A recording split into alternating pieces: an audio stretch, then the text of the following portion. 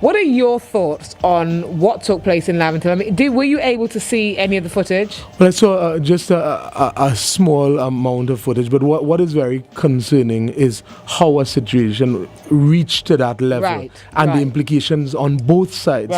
Because very simply what it does, it demonstrates a community's mistrust for the police service. People feel they have to resort to protest. And this in order to get things done. Exactly. So this is just the beginning of this type of action that is going to escalate. And my fear is one day it's going to go bad. And when it goes bad, innocent people are going to be seriously hurt. I believe that because one of the guys said to me, I honestly said to him, I'm really surprised that, that sometimes the standoff, because they have standoffs with police. Sure, and this is the first time he captured it in this kind of intensity on camera, I believe. And I said, I'm surprised that it hasn't got worse. It hasn't been worse in the past. And he said, you know what? It's because of some of the young men in the area who are reasonable and who are logical and who can see what it would mean if it got that bad. That hasn't happened. He said, but left to a lot of these youths, they would have already brought out their guns and they would have been bloodshed. But you see, I believe him. But it's only a question of time. Remember, volatile situations. At this rate, it is.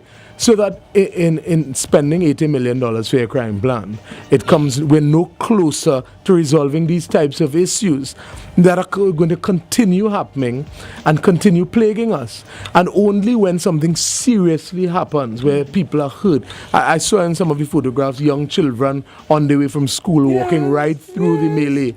Now, how do you intend to address that? That is the problem.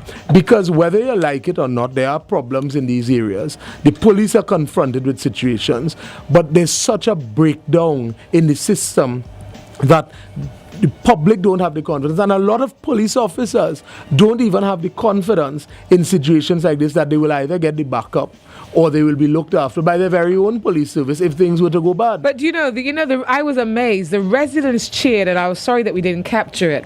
When Inspector Sahadeo Singh of the Besson Street Police Station, the point man, the man in charge, when he arrived on the scene, there was a spontaneous eruption of applause. I heard so. And I was like, okay. It was like a celebrity has arrived. And when I was speaking to somebody or another, and I said, well, how comes? And they said, because they know that he will take charge. And it's because he arrived and then the attorney arrived that they brought out the young man who was in hiding, fearful of his life because he thought the police would try and kill him or take him back to the other area where the young men had beaten him up.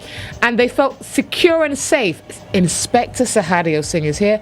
Everything is going to be all right. If he had weed, that's fine, as far as they're concerned. If he had the weed, fine.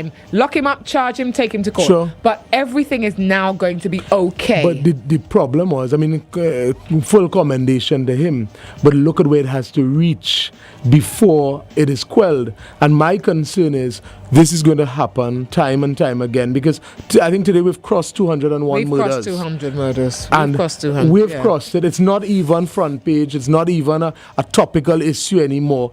Crime now has become almost a natural part of our culture that I think Tidgo should start advertising it abroad for people who are involved in scientific research and criminologists to come to the country, because we have adopted it as a culture.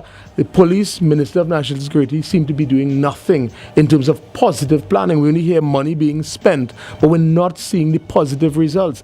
All these incidents undermine the confidence that people have in the system, and that is what is dangerous. Everybody's affected by this, and everybody's suffering in the same way, because you either are directly affected because you've had a brother, a son, an uncle, or indirectly because you know of a neighbor or something who's either been kidnapped, robbed, murdered, whatever it may be, a child who was raped. I'm like, I wonder how you... But from a political point of view, what I don't understand, if crime is fixed, the government could rule here for the next 20, 30 years and they'd never be challenged. All Trinidadians are so simple in terms of give us safe environment, basic food. We're not difficult people to please. To please. But yet it is almost like a slap in your face that crime is on the back burner. Your main issue is big buildings, development, foreign agreements, and the thing that hits the heart of your people. And the zoo. The zoo. I hear the zoo's getting $50 million. And priorities. Yay for the zoo. Should put them all in the zoo.